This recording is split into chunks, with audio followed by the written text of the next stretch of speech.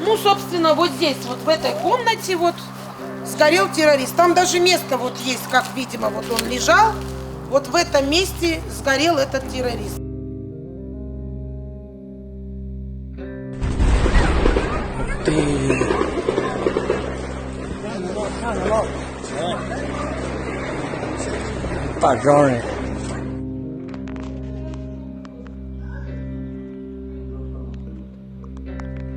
Мне утром мама позвонила, а потом я уже включила ТикТок, там уже в ТикТоке просто были, люди выкладывали проходящие, видимо, и все там мальчишки, соседи, все выкладывали в ТикТок уже все, что здесь на самом деле было, горело и все на свете. Здесь у нас вот была кухня, здесь были гюнелевые окна, а там стояла ванна, там вот отсюда, вот там, где дырка, видимо, уже трубы вытаскивали. Люди тут уже кто печку взял, кто бак железный с трубой утащили. Я бы никогда не подумала, что этот человек террорист.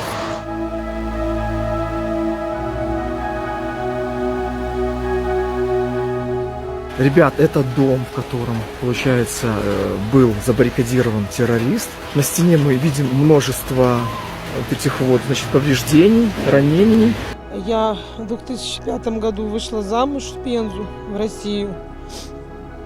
Уехала с мужем туда и получила гражданство. Прожив с ним 18 лет, мы развелись. Но заехать уже обратно к себе на родину я не могла. Муж мне разрешения на выезд детям не давал. Мы снимали квартиру в Пензе, а здесь дом мне приходилось сдавать, так как я не могла детей бросить, там приехать. Как я спросила в РОВД, как они мне уже ответили по приезду моему, а мы, говорит, зашли, там у вас были ворота открытые, а мы зашли, говорит, и в окна начали говорить, стучать и говорить, в трубу кричать: Усмонов Дильмурат, сдавайся, мы тебя окружили. А Усмонов Дильмурат в этот момент намаз читал. Через эти ворота отсюда шло вся наступательная операция в виде бронетехники, и отсюда велся огонь. Он начал отстреливаться. Но это же не детский сад. Это же они же пришли к террористу без плана действия. Просто так открыли забор, зашли и говорят террористу: сдавайся. Но это же концерт какой-то. Они превратили дом в руины.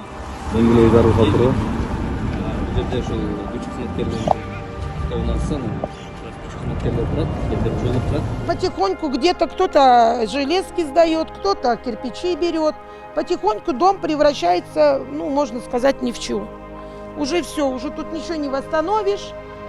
Тут взрывы были, тут были количество всяких там.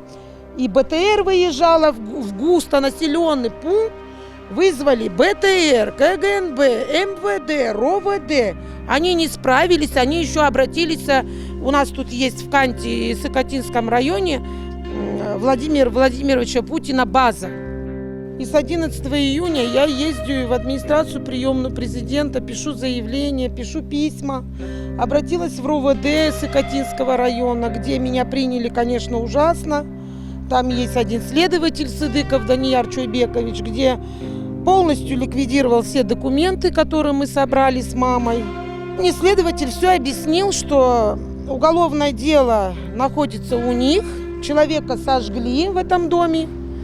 И РОВД, чтобы не возюкаться с ним, так как человек был с США, они и дом, и все на свете вместе все соединили и отправили в город Ош. Ну зачем возиться?